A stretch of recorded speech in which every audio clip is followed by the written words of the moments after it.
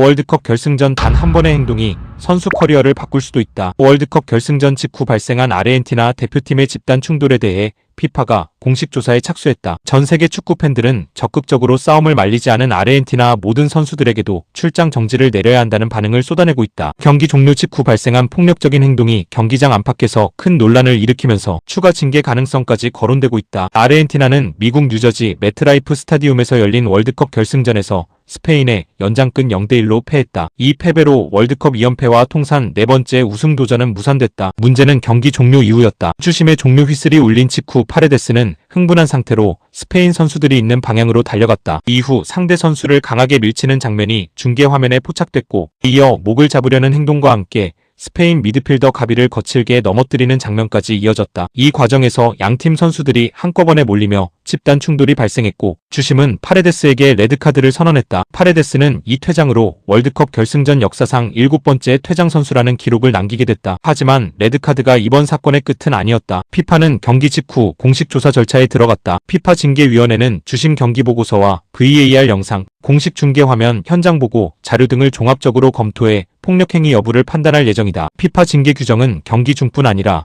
경기 종료 이후 발생한 폭력행위 역시 징계 대상에 포함하고 있다. 특히 상대 선수를 향한 신체 접촉이나 폭행 시도가 인정될 경우 추가 출전 정지와 별도의 징계가 가능하다. 월드컵 결승전처럼 전 세계 수억 명이 시청하는 국제대회에서는 일반 경기보다 훨씬 엄격한 기준이 적용되는 경우가 많다. 축구계의 반응도 매우 강경했다. 스페인 국가대표 출신 세르히오 라모스는 절대로 용납될 수 없는 행동이라며 강하게 비판했다. 라모스는 국제무대에서 다시는 이런 행동이 반복되지 않도록 강력한 징계가 필요하다는 입장을 밝혔다. 잉글랜드 대표팀 출신 웨인 루니 역시 패배를 받아들이는 것도 선수의 중요한 자질이라며 월드컵 결승에서 나올 행동은 아니었다고 평가했다. 영국 BBC는 우승보다 경기 종료 후 충돌 장면이 더 큰 뉴스가 됐다고 보도했고, 여러 유럽 언론 역시 스포츠맨십을 훼손한 사례라고 지적했다. 이번 사건은 경기 내용과도 연결된다. 아르헨티나는 결승전에서 스페인의 강한 압박에 완전히 고전했다. 정규 시간 90분 동안 슈팅 자체를 기록하지 못했고, 연장전에서도 공격 기회를 거의 만들지 못했다. 스페인은 높은 점유율과 강한 압박으로 경기 흐름을 완전히 장악했고, 연장 후반 페란 토레스의 결승골로 승부를 마무리했다. 아르헨티나는 경기 내내 주도권을 되찾지 못한 채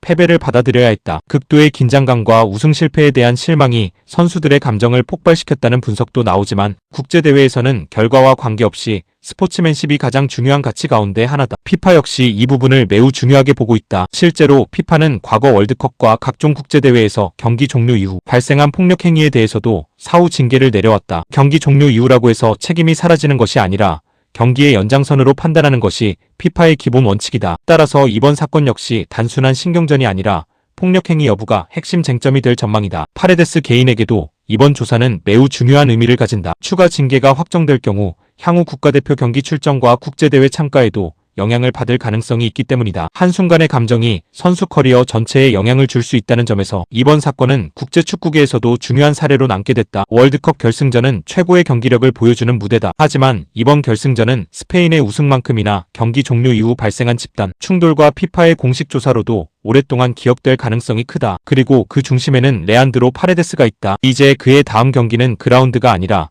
피파 징계위원회의 결정이 될 가능성이 높아졌다.